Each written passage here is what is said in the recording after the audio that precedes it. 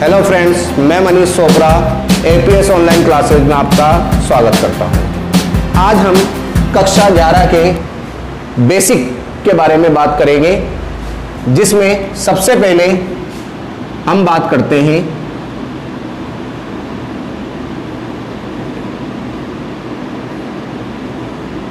विज्ञान।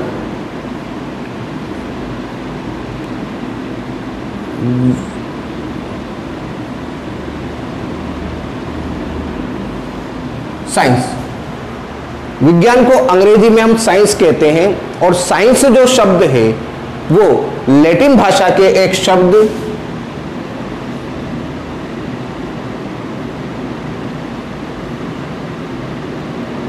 सिंटिया से लिया गया है,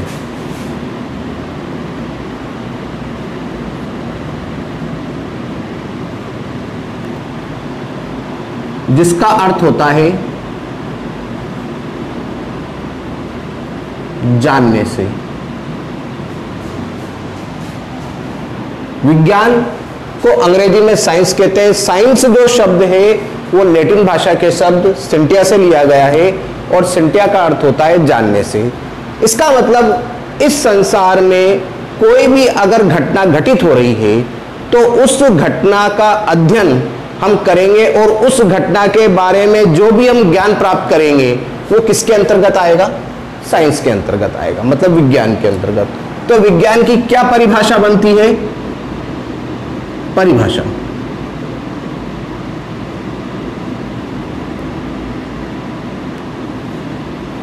परिभाषा क्या हुआ? इस संसार में जो भी घटनाएं घटित हो रही हैं, इस संसार में जो भी घटनाएं घटित हो रही है उनका अगर हम क्रमबद्ध अध्ययन करें तो वो क्रमबद्ध अध्ययन ही क्या कहलाता है? विज्ञान कहलाता है। भौतिक जगत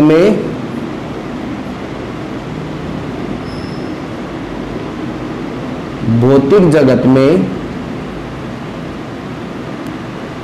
जो कुछ भी घटित होता है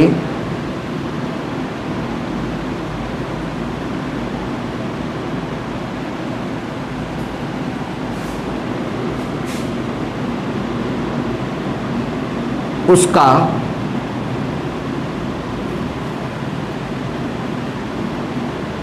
क्रमबद्ध अध्ययन ही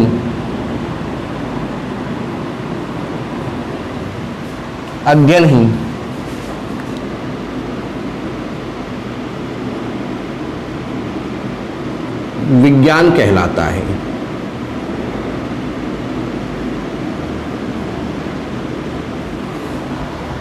तो भौतिक जगत में, इस संसार में जो कुछ भी घटित हो रहा है उसका क्रमबद्ध अध्ययन ही क्या कहलाता है? विज्ञान कहलाता है।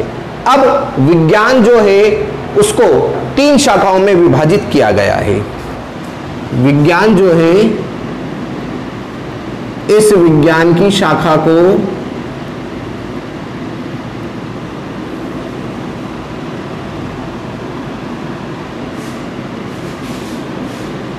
विज्ञान की इस शाखा को हमने 3 भागों में विभक्त किया हुआ है।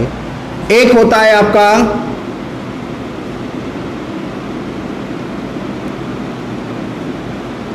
भौतिक विज्ञान,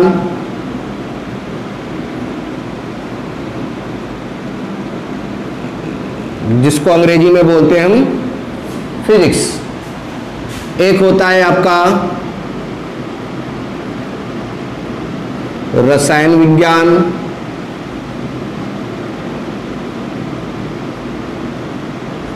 जिसको हम बोलते हैं केमिस्ट्री। और एक होता है आपका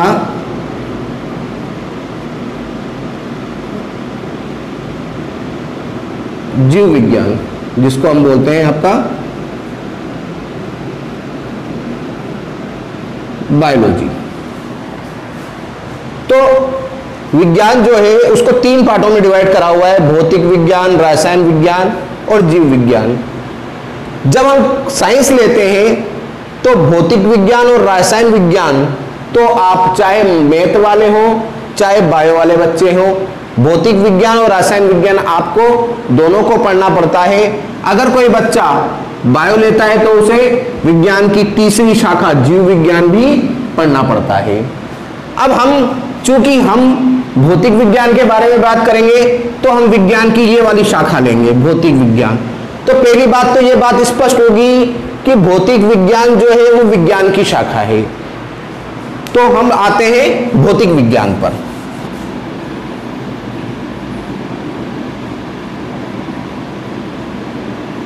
भौतिक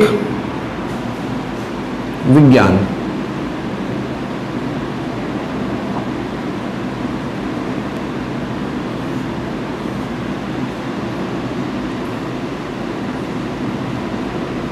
फिजिक्स। भौतिक विज्ञान को इंग्लिश में हम बोलते हैं फिजिक्स। और फिजिक्स जो शब्द है वो ग्रीक भाषा के शब्द, फिजिक्स जो शब्द है वो ग्रीक भाषा के शब्द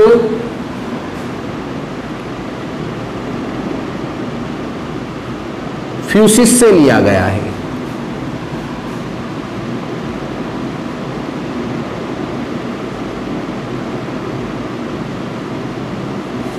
ग्रीक भाषा के शब्द फ्यूसिस से लिया गया है। और फ्यूसिस का जो अर्थ होता है वो होता है प्रकृति। तो फिजिक्स जो है वो ग्रीक भाषा के शब्द फ्यूसिस से लिया गया है और फ्यूसिस का अर्थ होता है प्रकृति। तो भौतिक विज्ञान क्या है?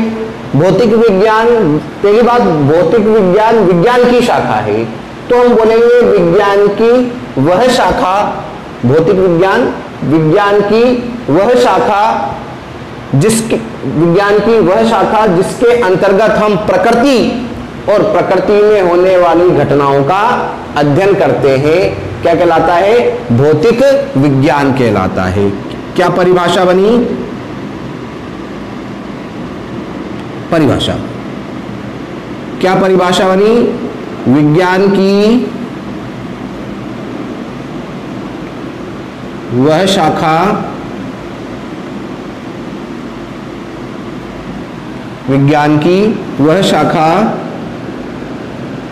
जिसके अंतर्गत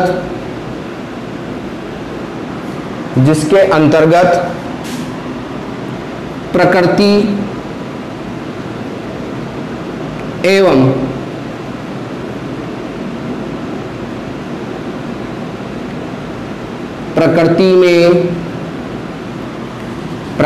एवं प्रकृति में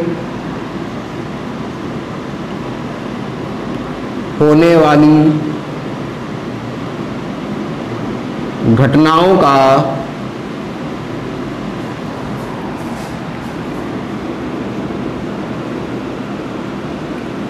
अध्ययन किया जाता है।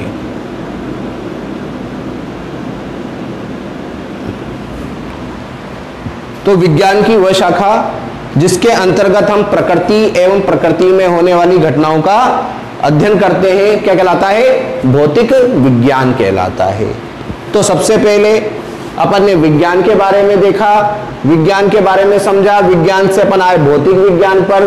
तो भौतिक विज्ञान विज्ञान की वह शाखा होती है जिसके अंतर्गत इस प्रकृति में जो भी घटनाएं घटित हो रही है उन घटनाओं का अध्ययन किसके अंतर्गत किया जाता है? भौतिक विज्ञान में, भौतिक विज्ञान के अंतर्गत किया जाता है। जैसे भूकंप का आना,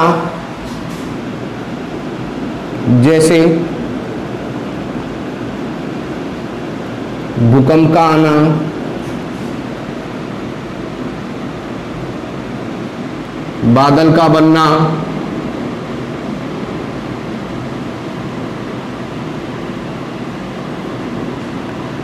जो भी घटनाएं इस प्रकृति में हो रही है उन सभी घटनाओं का अध्ययन किसके अंतर्गत आ जाएगा? भौतिक विज्ञान के अंतर्गत आ जाएगा, मतलब फिजिक्स के अंतर्गत आता है। भौतिक विज्ञान का कार्य क्षेत्र एवं शाखाएं। अब भौतिक विज्ञान जो है, इस भौतिक विज्ञान की दो शाखाएं होती हैं।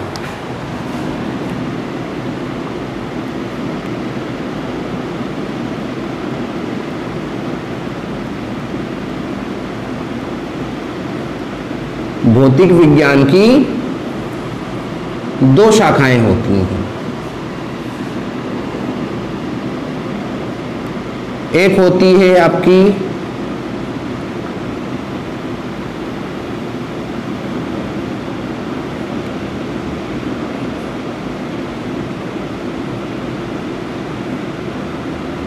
चिरसम्मत बोध की, दूसरी होती है आपकी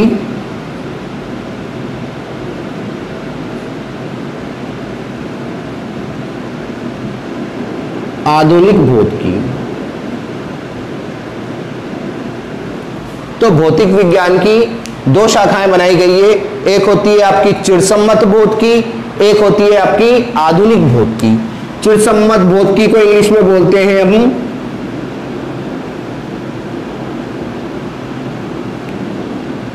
क्लासिकल फिजिक्स,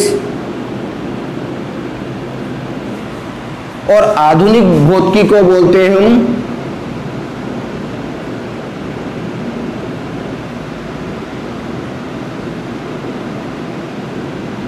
मॉडर्न फिजिक्स।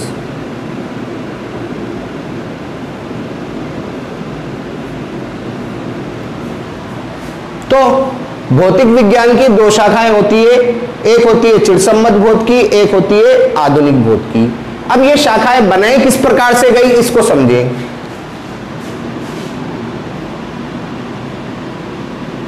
सन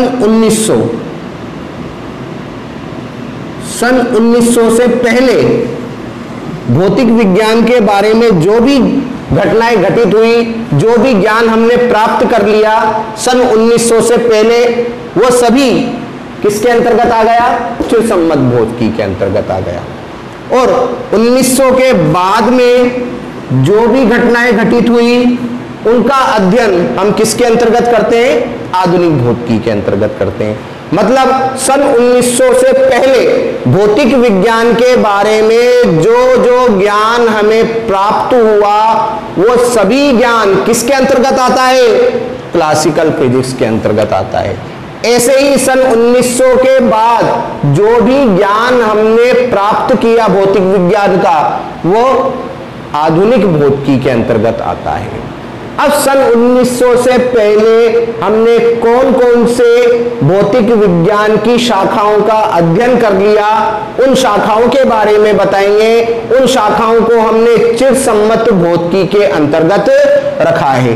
जैसे चिरसम्मत भौतिकी में हमने पहला शाखा का अध्ययन किया यांत्रिकी।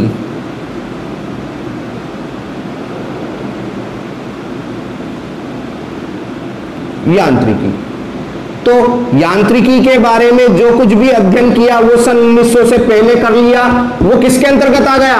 चिरसम्मत भौतिकी। दूसरा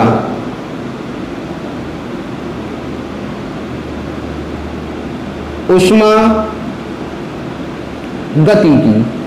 अब जो भी अध्ययन हमने सन 1900 से पहले ऊष्मा गतिकी के बारे में कर लिया वो सारा का सारा किस में चला गया? चिरसम्मत भौतिकी में। तीसरा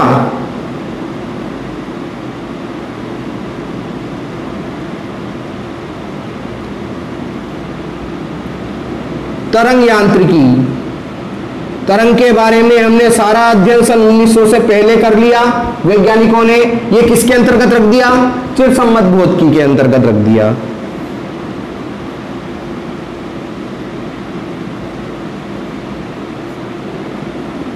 विद्युत चुम्बकीय।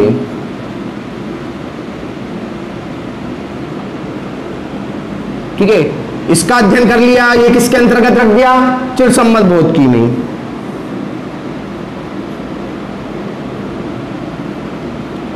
प्रकाशिकी।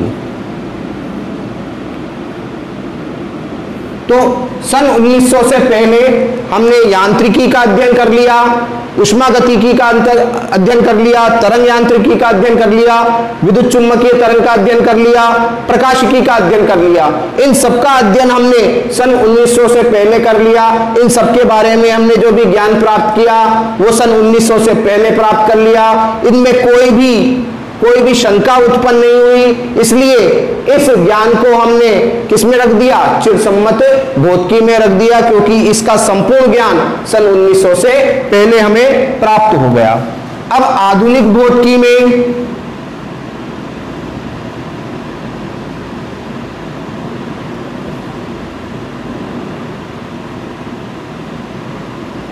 आता है आपका सापेक्षिकता,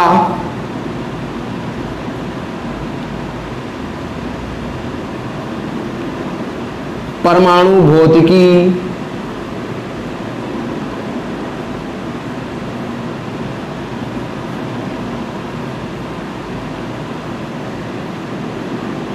नाभिकीय भौतिकी,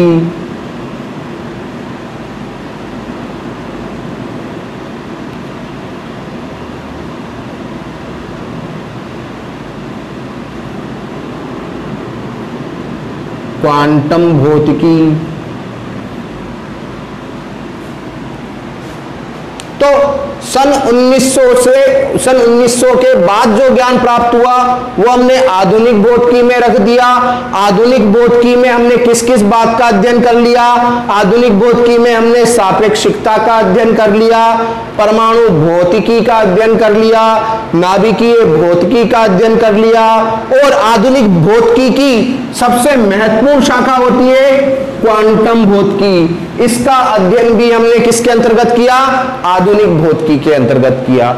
चिरसम्मत जिन बातों को नहीं समझा पाया वो सारा का सारा जो ज्ञान है, जो चिरसम्मत भौतिकी नहीं समझा पाया, वो क्वांटम भौतिकी ने समझाया था। इसलिए क्वांटम भौतिकी जो है वो आधुनिक भौतिकी की एक महत्वपूर्ण शाखा होती है। और ये भौतिकी जो है, क्वांटम भौतिकी जो है, क्वांटम भौतिकी जो है वो चिरसम्मत भौतिकी और आधुनिक भौतिकी के लिए एक सेतु का कार्य करती है। सेतु का मतलब होता है एक ब्रिज।